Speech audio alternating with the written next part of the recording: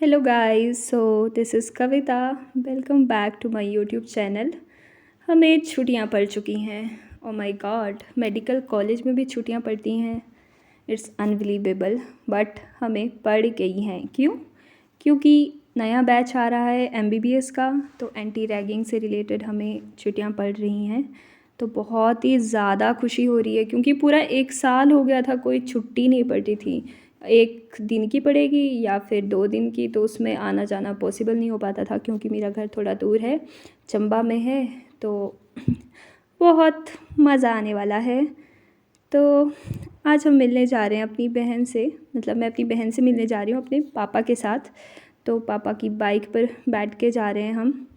वो नवोदय में है। तो जो टाइटल है ना आज की वीडियो का, जो ब्लॉग है, meeting my sister after 1 year, ये इसलिए लिखा है क्योंकि मेरे पेरेंट्स तो दिवाली और बीच बीच में मेरे साथ मिलने आए थे, लेकिन उसको भी छुट्टियां नहीं पड़ी थी, तो वो मुझसे मिलने नहीं आ पाई थी, तो हम नहीं मिल पाए थे। तो पापा की भी इलेक्शन ड्यूटी लगी हुई थी। पापा बस अभी सुबह पहुँचे ही।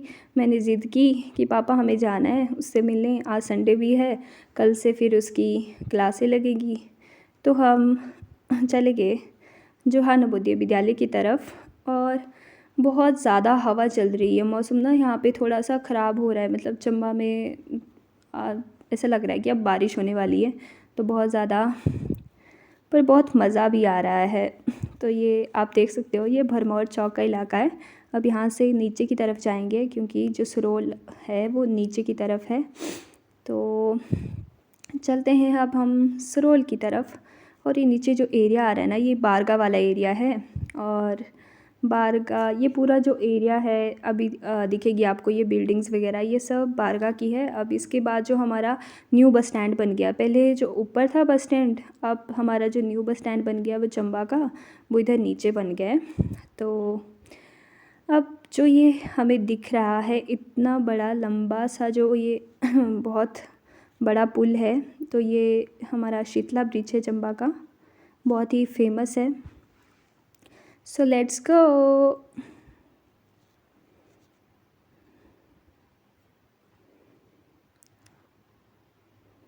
अब हम बहुत आगे निकल चुके हैं, सुल्तानपुर की तरफ पहुंच चुके हैं। अब थोड़ी देर में हम पहुंच जाएंगे।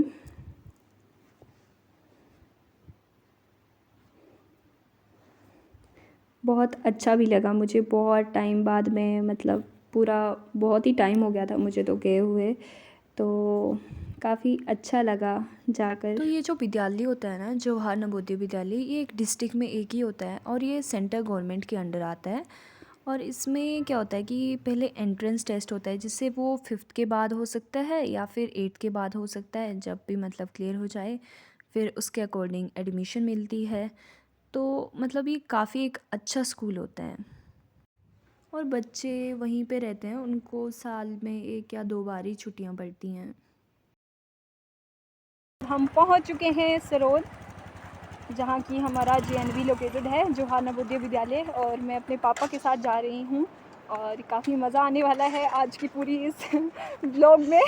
गाइस, ये तो बहुत ही छोटी गली दिख रही है, देखो हमें ना ये गाँव सा भी लग रहा है। पापा इस जगह का नाम क्या है? सरोल क्या? सरोल सरोल सरोल। ओके, मतलब ये पूरी जगह का नाम ही सरोल है। तो मतलब पता नहीं गांव होता होगा इधर पहले या जो भी है। तो थोड़ी सी मतलब नैरो है रोड, तो जा रहे हैं यहाँ से।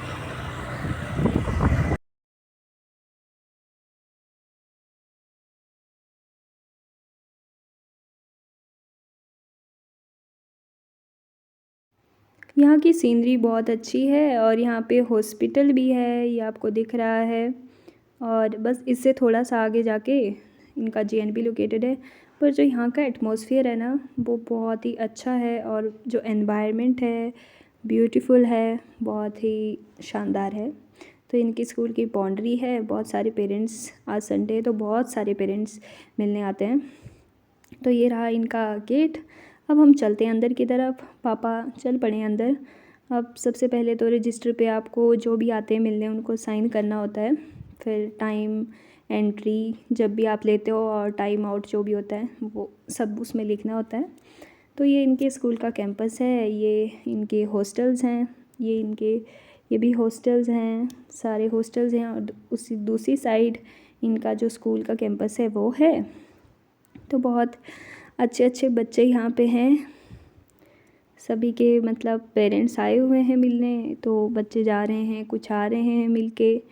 तो अभी हमने एक लड़की को बोल दिया है तो वो जा रही है, वो अभी मनीषा को बुला के लेके आएगी। तो देखते हैं, अभी आने वाली है मनीषा थोड़ी देर में। वाह, आ गई मेरी बहन, आ गई। फूलों का तारों का सबका कहना है, 1000 में मेरी बहना है, सारी उम्र हमें संग रहना है। तो बहुत मज़े किए हमने यहाँ पे, पत्थर पे पीछे भी बच्चे बैठे हुए हैं, हम भी यहीं पे बैठे। तो दिन में आए थे हम, 5 बजे गए दिस शाम इज़ को। तो बहुत मनीषा बातें जो की। ग्रीन में है, मेरी सिस्टर, मनीषा की और ये फ्रेंड उसकी भी आई फ्रेंड है, है इनसे बातें रिया। करते हैं। हाय मनीषा, हाय रिया, कैसे हो तुम दोनों? बस बढ़िया। अच्छा, तो आज हम डेली रूटीन आप लोगों की बात करेंगे।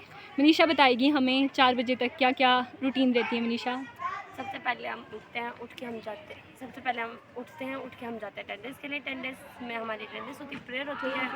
प्रेयर होने के बाद हमारी एक्सरसाइज होती है, हम पीटी करते हैं, योगा करते हैं। उसके बाद लगभग 1 घंटे तक ही चलती है और ये सर्दियों में भी होती है।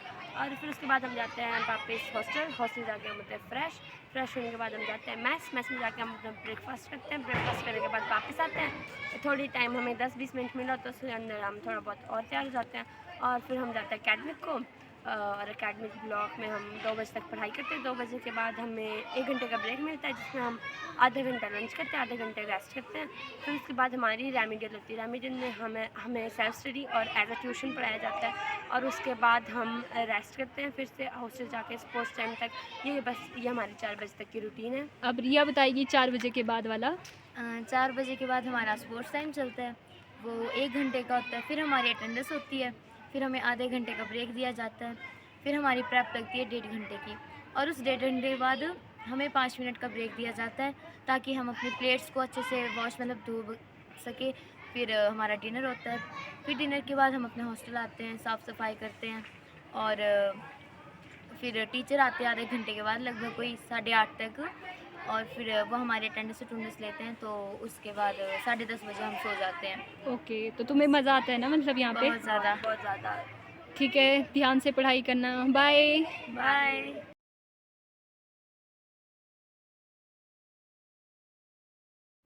तो बहुत बातें कर ली आज हमने दिन भर। तो शाम के अब 5 बजने वाले हैं, तो I think we should go. तो अब हम चलते हैं।